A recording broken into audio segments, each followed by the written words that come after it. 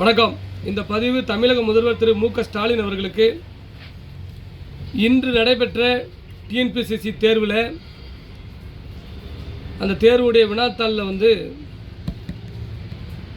ஆங்கிலேயர் அரசால் வாய்ப்பூட்டு சட்டம் போடப்பட்ட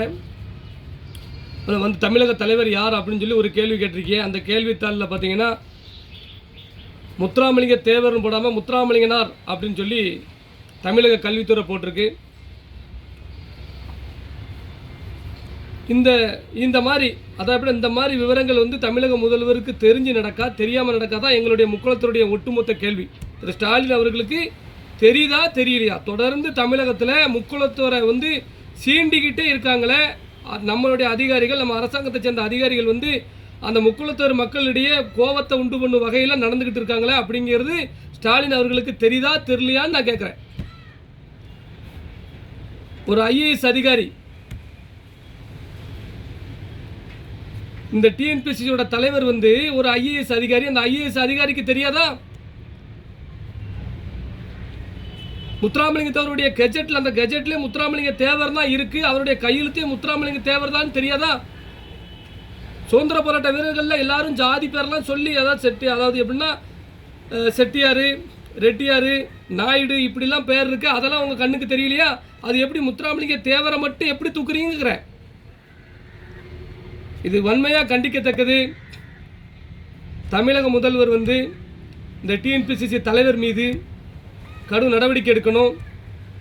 இது போன்ற ஒரு சில அதிகாரிகள் இந்த முக்குளத்தோருடைய பெயர்களையும் பட்டங்களையும் நீக்க வேண்டும் ஒரு சிந்தனையில் மட்டும்தான் இவங்க செயல்பட்டு இருக்காங்கன்னு நினைக்கிறேன். இந்த நிலை தொடருமானால், அதாவது எப்படின்னா திரு ஸ்டாலின் அவர்களே, மாண்புமிகு முதல்வர் அவர்களே, நீங்கள் நல்லா யோசிச்சு பார்த்துக்கோங்க. தொடர்ந்து தமிழகத்தில் ஒவ்வொரு பகுதிகளிலையும் முக்குளத்தோருக்கு எதிரான வேலைகளில் ஒரு சில அதிகாரிகள் செயல்படுத்தாங்க.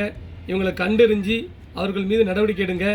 இது தொடர்ந்து போச்சுன்னு வைங்களேன், இது எங்களுடைய அடையாளத்தை அளிக்கணும் அப்படின்னு ஒரு நிலைமை வரும் பொழுது கண்டிப்பான முறையில் வர 2026 சட்டமன்ற தேர்தலில் மிகப்பெரிய எங்களுடைய முக்குளத்தோர் வாக்கு வங்கியை நீங்கள் இழக்க வேண்டிய சூழ்நிலை கண்டிப்பாக வரும். ஏன்னா இதெல்லாம் நாங்கள் மறக்க மாட்டோம்.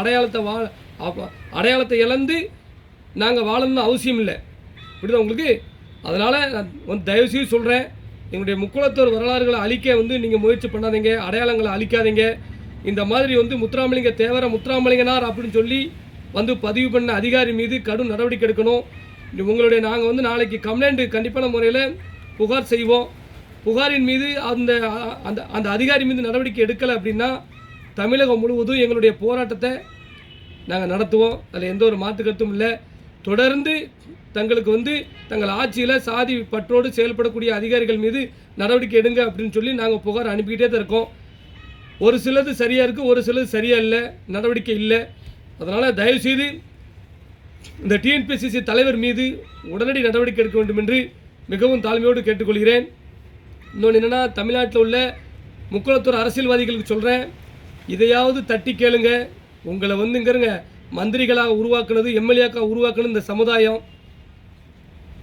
நீங்கள்லாம் முக்குளத்தோர் சொல்லி தான் உங்களுக்கு ஓட்டு போட்டிருப்பாங்க. இதையாவது தட்டி கேளுங்க, இதையாவது செய்யுங்க. உங்களுடைய அடையாளத்தை இழக்க விரும்பாதீங்க. அடையாளத்தை அழிக்காங்களே, இதையாவது தட்டி கேளுங்க. முக்குளத்தோர் அதிகாரிகளே, நீங்களாவது அதாவது இதை நீங்கள் ஜனநாயக ரீதியாவது கேட்கலாம். இது தப்பு அப்படின்னு சொல்லி நீங்கள் தட்டி கேட்கலாம். யாருமே நீங்கள் கேட்க மாட்டீங்க. மனசுக்கு மிகவும் வேதனையாக இருக்குது.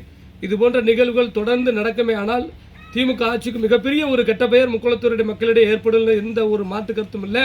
உடனடியாக முத்துராமலிங்கனார் என்று பதிவு செய்த அந்த டிஎன்பிஎஸ்சி தலைவர் மீது உடனடி நடவடிக்கை எடுக்க வேண்டும் என்று மிகவும் தாழ்மையோடு கேட்டுக்கொள்கிறேன். நன்றி.